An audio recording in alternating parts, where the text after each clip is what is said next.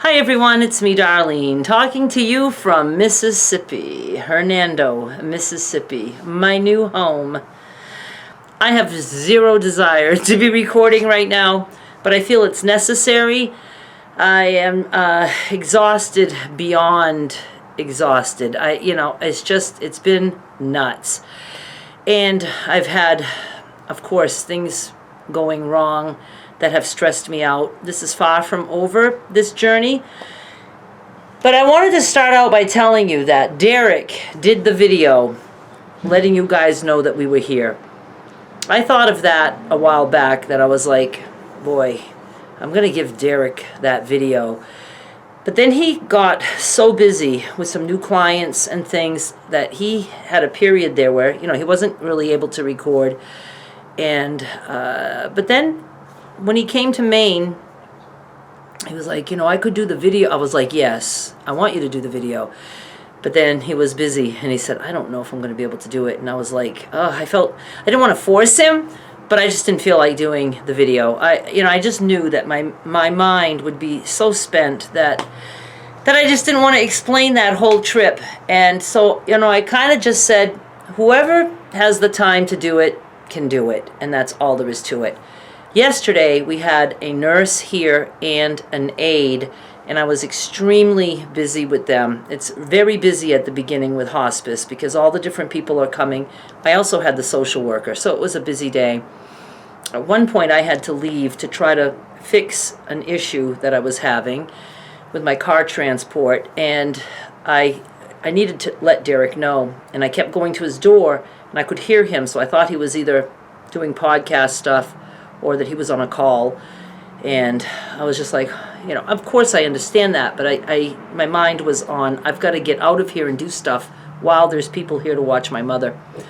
And I couldn't leave until he was done. So finally he was done, and he comes out and he goes, I just recorded the video. I was like, oh, I was so happy. I had no clue what he was going to talk about. We didn't discuss any of that. I assumed, of course, that he'd be talking about the actual trip, the flights and stuff, because that's what he was involved in. Also, coming to Maine with Skylar. And he did such an awesome job. Is that them already? No, I don't think so. Derek and Skylar went out for a little bit. He did such an awesome job. So if you haven't watched that yet, I will link to it down below. It's on his channel. You can go watch it. I did add it to the playlist for, didn't I? I think I did. I don't know, but I will be if I didn't. And he's just so calm, and I don't know. I just like him. It's not just because he's my son. I like him. I wish I could be a little bit more like him, but I'm not. And I'm never going to be. And, he just comes across as very nice. And I don't always. So, but we're both honest. We just have different ways of saying things. I definitely want you to go watch it. I have some notes because I'm all over the place. And these are not even the right glasses. These are my glasses for when I'm watching things up close. Oh, yeah. I know there were people who felt like they missed the plans. They had no clue. I have been saying all along that I wasn't going to tell the plans this time. Because my first plans, you guys knew all about it. It all fell apart. It made me feel like I just did all that talking about plans that never ended up happening because my mother went in hospice and we had to cancel everything. So this time I didn't want to talk about it. But Derek and Skylar coming was not like a last-minute attempt to save me. That was planned for probably 2 weeks or a little bit more. When we knew we're still going to do this, I booked flights. I told Derek I'm not telling anyone how we're doing this. I just did not want to talk about it. I didn't want to jinx it. Southwest, if you remember, I did a video when our original plans were booked. Derek and Skylar were going to be flying to Maine, and then Derek and Skylar and I were going to be driving my car, and my mother was going to be transported. And that was the weekend that Southwest canceled over, or somewhere close to 2,000 flights. So I think that video was something like we dodged a bullet or something like that. So I was petrified that flights could get canceled. And I learned, I believe yesterday, that the airlines, not just Southwest, but the weekend that we just traveled, Halloween, October 31st, a Sunday, over that weekend, there were over 2,000 flights canceled across the airlines. And they said Southwest didn't have as many or something like that because they have, condensed the number of flights so that they have enough staff to take care of the planes. And that's why we had very full planes. So I'm so glad that our flights did not get canceled. All right, so that's why I didn't talk about it, because I just didn't want people saying, oh, you shouldn't take Southwest, they're going to cancel on you. It was just a scary thing. I have to be quick here, so I'm just going to look at my notes. Yes, I did write on this that I was so happy I did not have to do the video.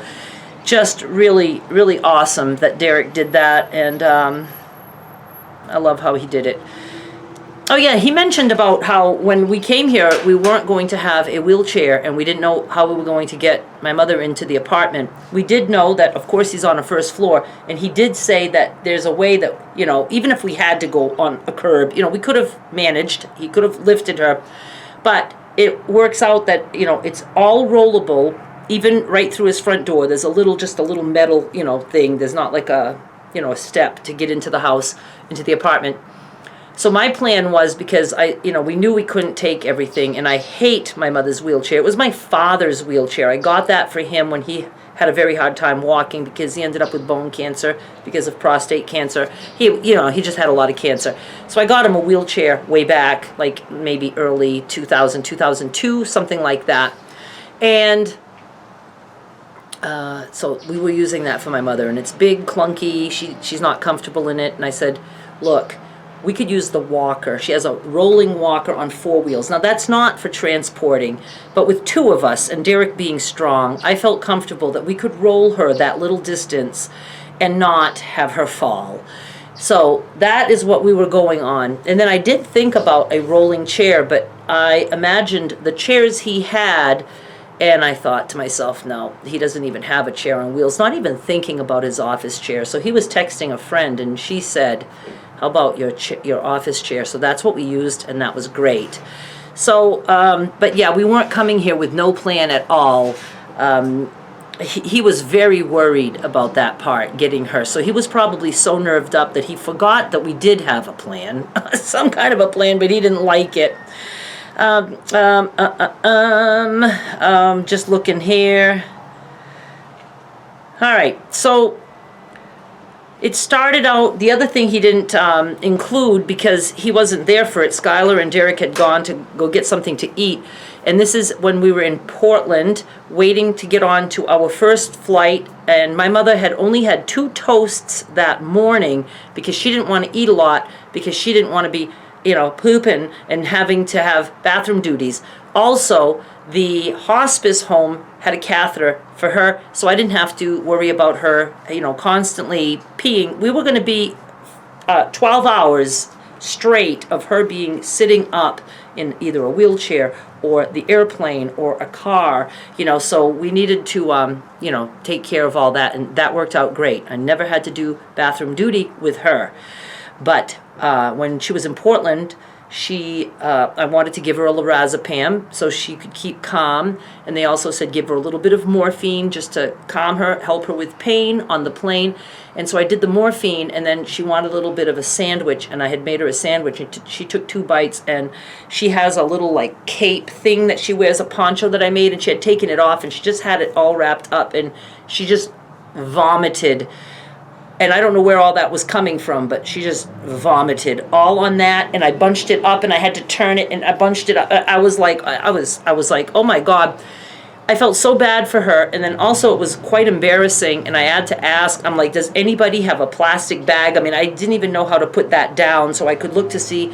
Somebody got up and went and got a plastic bag for me so I could put that in the bag, and somebody else went and got wipes. I mean, I had stuff for her, but we ended up checking that bag because there was so much to bring on that plane, and we were just like, there's just too much here, so let's check more stuff. So I ended up not having the supplies that I needed.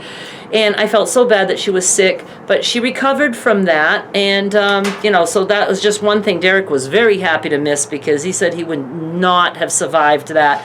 Derek and I were both, I think, equally stressed, but over different things.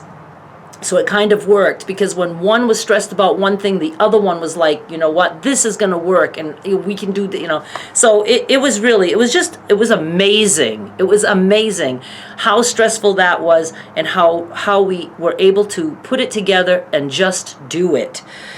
Then the layover in Chicago is when I did the TikTok. The layover was very stressful, not only for Derek, but for both of us. So let me try to explain. When I booked it, I knew we had a layover. I was worried about that, because if the first flight is late, that makes us late for the second flight, and we have to do the pre-boarding and all that. So I was nervous, but I just said, look, I'm just going to have to let that happen, whatever way it happens. So when I'm on the plane, I look and I was like, oh my God, Derek, we only have a half hour for the layover, which means that they are already boarding by the time we're landing, which means we're going to get to that gate with that plane full, and then them having to say, oh, could you move, please? So, this woman needs this seat. He was so sick. And this is when we're in the air, coming into Chicago. I already knew that, the layover was going to be very, very quick. And then it dawned on me that my iPad changes time automatically, but we hadn't crossed yet. It hadn't changed. So I was looking at Eastern time next to Central time. So there was that hour there. So I said, oh my God, Derek, we have an hour and a half. He's like, are you serious? I'm like, no, we were so happy. And he's like behind me in the seat. So like I'm talking between seats, and he's like, I don't even really feel good about that. He says, but that is so much better than a half hour. He says, there's no way we could have done that. So I said, well, now we can relax. We have an hour and a half, because, and we checked, we're like making sure. We were confident we had an hour and a half. And then I checked the status of that flight, and it was delayed by a half hour. So we ended up with a 2-hour layover. We have never been so happy to have a layover like that, ever. So that was good. We didn't have to rush, and I knew if there was any issues with my mother that I would be able to handle it, get to our gate on time. And that's when I was able to do the little TikTok showing you guys that we were in an airport, because I know some of you figured it out, and I slipped in some videos and said things like luggage, and I tried to cut everything. I slipped a lot, and I tried to cut a lot of that out. I just didn't want to have anybody trying to contact me or contacting Derek with advice about you should do this, or worse, you shouldn't take her on a plane. She's too old. She's ill. I just didn't want to deal with all that. It's decisions that I had to make along with Derek and what he was willing to do. And it was only for us. That's it. We have a private life, and I'm fully okay with sharing it with you now, because now it's over, and I said I would. So I'm letting you know, that's the way we did it. But it wasn't spur of the moment. It's not like Derek ran to my rescue. I did say that. Look who came to my rescue. Of course, he rescued me at the end, but it was planned. It was a planned rescue. And, so when we get on the plane, she couldn't use the front rows, which was kind of cool because there's no tables, and she liked having a little table. But the seats were too weird, and she wouldn't have fit, and it wasn't going to work. It was very high sides. I've not ever really seen that. So there was no way for anybody to get behind her. So it had to be an aisle seat. So anybody who was inside the aisle with her is now trapped. You cannot get up to pee, and you're going to be the last to get off the plane, or so we thought. And there was a woman sitting there, and it was full. The flight was full for the second one. So I had to sit with her, and there was another woman at the window. Now, the first flight had a seat available, so they made sure that my mother and I got it. And so everybody else had to go sit where there was a seat available. So we had room for the first leg, which is the longer leg, so that was cool. But for the second leg, we had to sit with a third person at the window, and I felt bad because only after we took off, I said, do you realize that, she agreed that it was okay. She didn't have to go to the bathroom and stuff, but the attendant never thought to tell her, you'll also be boarding last. She almost had a heart attack. She had a connection with a bus or something, and she's like, I have to get off this plane. She goes, that's why I took the second row. And I said, don't worry. We will climb over my mother. And she's like, I can't do that. She goes, I'm a nurse. She goes, I can't do that to a hospice. I said, don't worry about it. She kept saying, no, don't worry. It'll be okay. It'll be okay. But when that plane landed, I said to her, as soon as some people go by and there's a little space, I said, I am climbing over my mother. If I can do it, you can do it. And she's like, okay, I'll do it. And so I climbed over my mother, and, it was just, I wanted that woman to be able to get off the plane. I was nervous for her. I know how that feels. So that worked out okay. And, everything was stressful, but everything somehow worked. So I'm just very grateful for that. Let me see what else. Oh, Derek was so good with my mother, and she felt really, really safe. She was just like crying tears of joy and constantly thanking him. She's not comfortable like that with strangers, and I'm telling you, nobody, all the people who helped us were awesome, but nobody would have been able to pick her up like he could and turn her and put her in a chair. It took him a few tries, but boy, by the end, he was really, really good at it. So I'm glad. And she was just comfortable with him, and that made me happy to know that she was comfortable. She didn't have strangers, all over her body and trying to hold her up and lift her. I'm totally just distracted by traffic here. So I wanted to mention that. So that went good. When we got in the car to come to Derek's apartment, it's about a 30-minute ride, and 25, something like that. All she did was talk. We were so exhausted. She was telling us stories, and it was kind of funny, and we were just laughing. She was just in a very good mood. She did have only one dose of lorazepam at the start of this, well, the vomit time, because I had just given her, oh, and did I say? I gave her morphine under her tongue and she vomited. I don't know if I said that. I think it was because she had morphine on an empty stomach. And so she had a lorazepam and then morphine, and then I didn't know if she threw up the lorazepam, and she is allowed 1 or 2 at a time. So I said, I'm not taking a chance. I'm giving her another one. So she's either going to have 2 or she'll have 1 if she threw the other one up. So, yeah, I think that's what caused it. So then when we got home, I gave her another lorazepam. We knew Skylar's bed goes up, so I knew that was going to be cool for her. It was very high, but we were good. Derek could pick her up, put her in bed. She was quite comfortable, and so she slept there. We got home Sunday night, almost Monday morning, and then Monday we started, having hospice. Her bed came Monday night. She didn't get her commode or her wheelchair until today, so there was a little bit of an issue with that she was really upset because she likes to be on a commode. She doesn't want to do anything in bed. It's just, so, like I said, nothing was it wasn't all perfect, but it was still, very, very good. Now, I have to hang up here because I'm running out of time on my card. I did want to tell you that living here at Derek's could be weeks. I'm going to do a separate video. Again, I'm in a mess with the moving company that I picked, and it could be weeks before my furniture comes. I don't care how long it takes. I just hope I get it all in good condition. Again, that's going to have to be another video, or unless I just don't want to relive it, I might not talk about it, but just know it's a hot mess, very stressed out, and I just hope that goes good. And the car, that was very stressful yesterday. It's just amazing. That I could talk about because that is over, but I just don't have time right now, and I need to edit. My mother's saying her rosary right now, so I have a little break, but she's right behind the door here. Her bed is right there. And I haven't seen my apartment yet. Isn't that amazing? I haven't.